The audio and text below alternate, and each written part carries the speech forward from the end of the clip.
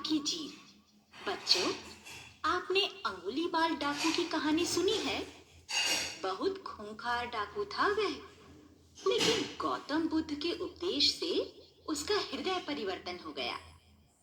इसका मतलब यह है कि बुरे से बुरा व्यक्ति भी बदलकर अच्छा इंसान बन सकता है। कुछ ऐसी ही कहानी है हार की जीत।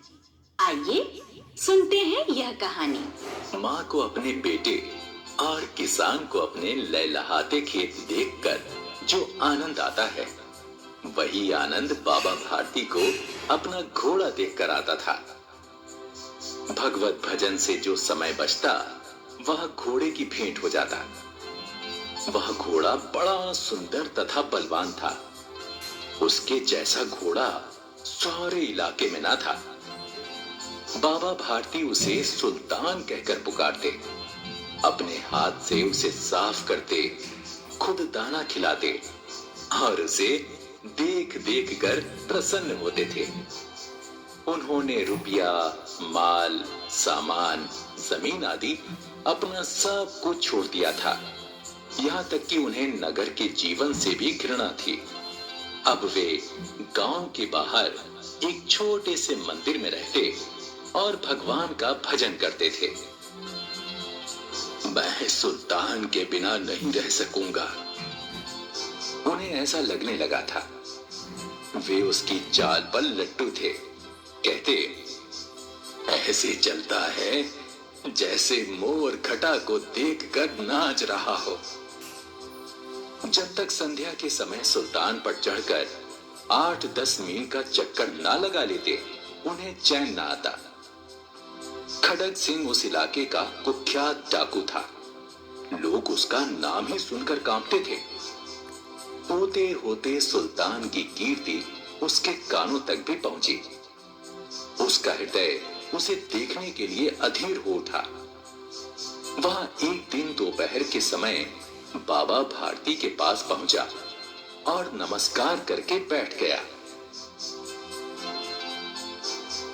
खड़ग सिंह, क्या हाल है? खड़ग सिंह ने सिर झुकाकर उत्तर दिया, आपकी दया है। कहो, इधर कैसे आ गए? सुल्तान की चाह खींच लाई। विचित्र जानवर है, देखोगे तो प्रसन्न हो जाओगे। मैंने भी बड़ी प्रशंसा सुनी है। उसकी चाल तुम्हारा मन मोह लेगी। कहते हैं देखने में बड़ा सुंदर है। क्या कहना, जो एक बार देख लेता है कभी भुला नहीं पाता। बहुत दिनों से इच्छा थी, आज आया हूं। बाबा भारती और खड़ग सिंह अस्तबल में पहुंचे। बाबा ने घोड़ा दिखाया घमंड से, खड़ग सिंह ने घोड़ा देखा आश्चर्य से। खड़ग सिंह ने हजारों घोड़े देखे थे, परंतु ऐसा बांका घोड़ा उसकी आंखों के सामने से कभी ना गुजरा था। सोचने लगा,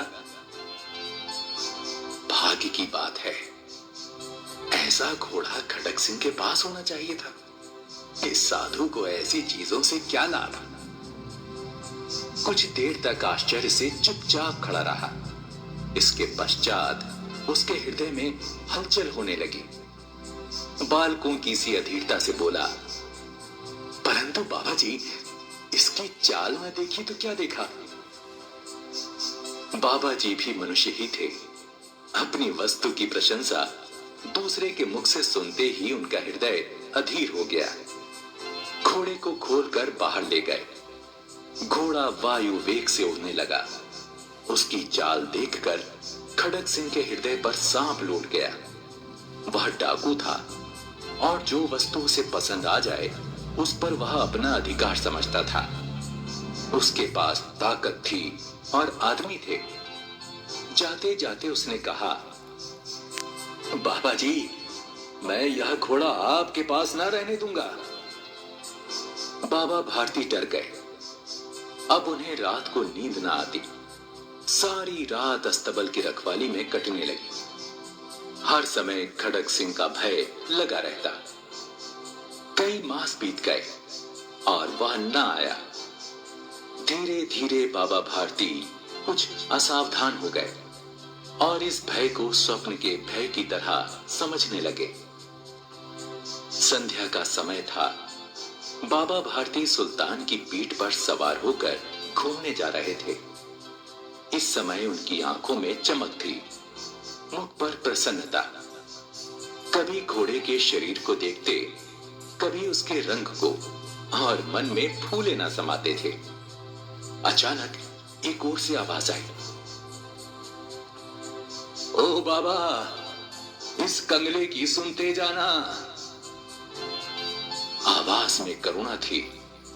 बाबा ने घोड़े को रोक लिया।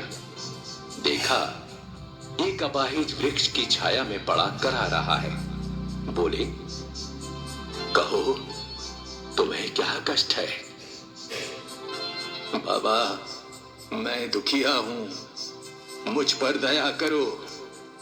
रामावाला यहां से 3 मील है, मुझे वहां जाना है। घोड़े पर चढ़ा लो, परमात्मा तुम्हारा भला करेगा। वहां तुम्हारा कौन है? दुर्गा दत्त वैद्य का नाम आपने सुना होगा। मैं उनका सौतेला भाई हूं। बाबा भारती ने घोड़े से उतरकर अपाहिज को घोड़े पर सवार किया और स्वयं उसकी लगाम पकड़कर धीरे धीरे चलने लगे। सहसा उन्हें एक झटका सा लगा और लगाम हाथ से छूट गई। उनके आश्चर्य का ठिकाना न रहा जब उन्होंने देखा कि अपाहिज घोड़े की पीठ पर तन कर बैठा है और घोड़े को दौड़ाए लिए जा रहा है। उनके मुख से चीख निकल गई। वह अपाहिज डाकू खड़क सिंह था। बाबा भारती कुछ देर तक चुप रहे, फिर जोर से चिल्लाकर बोले, जरा ठहर जाओ। खड़क सिंह ने यह आवाज सुनकर घोड़ा रोक लिया और उसकी गर्दन पर प्यार से हाथ फेरते हुए कहा, बाबा जी, यह घोड़ा अब ना दूंगा, परंतु एक बार सुनते जाओ। खड़क सिंह ठहर गया। बाबा भारती ने निकट जाकर उसकी ओर ऐसी आंखों से देखा जैसे बकरा कसाई की ओर देखता है और कहा, यह घोड़ा तुम्हारा हो चुका है। मैं तुमसे इसे वापस करने के लिए ना कहूंगा, परंतु खड़क सिंह, केवल एक प्रार्थना करता हूं, उसे अस्वीकार ना करना, नहीं तो मेरा दिल टूट जाएगा। बाबा जी, आज्ञा कीजिए, मैं आपका दास हूं, केवल यह घोड़ा ना दूंगा। अब घोड़े का नाम ना लो। मेरी प्रार्थना केवल यह है कि इस घटना को किसी के सामने प्रकट ना करना। खड़क सिंह का मुंह आश्चर्य से खुला रह गया।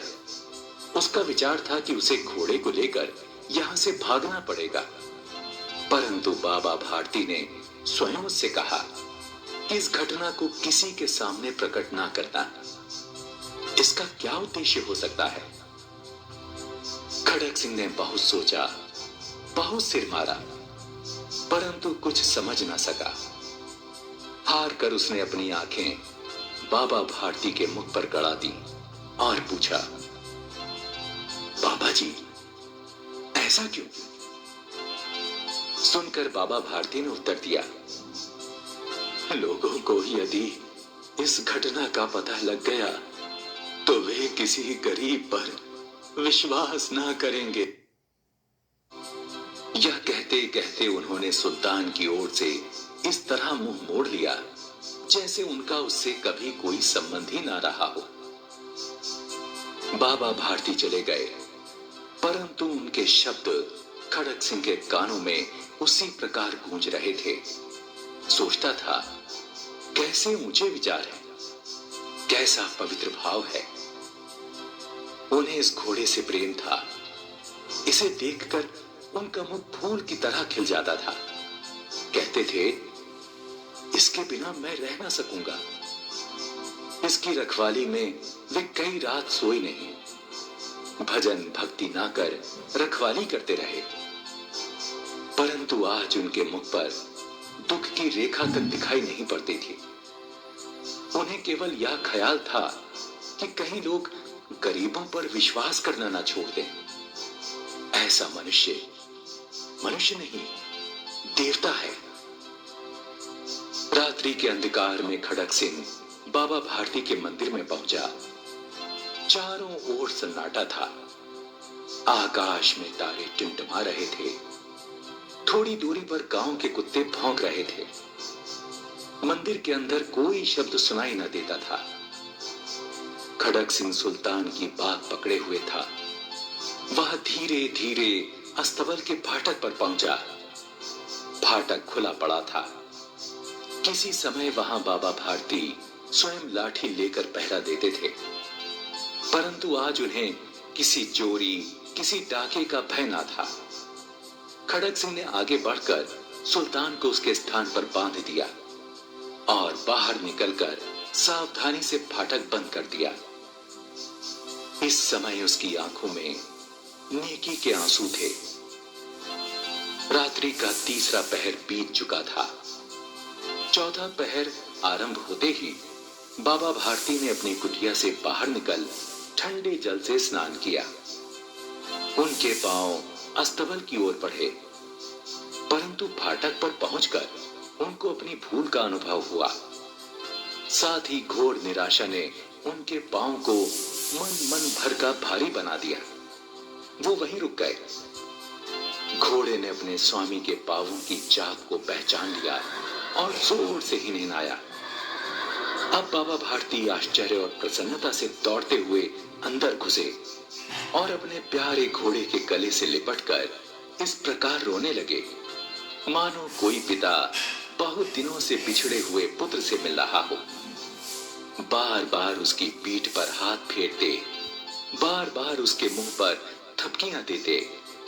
फिर वे संतोष से बोले, अब कोई गरीबों की सहायता से मुंह न मोड़ेगा। देखा बच्चों,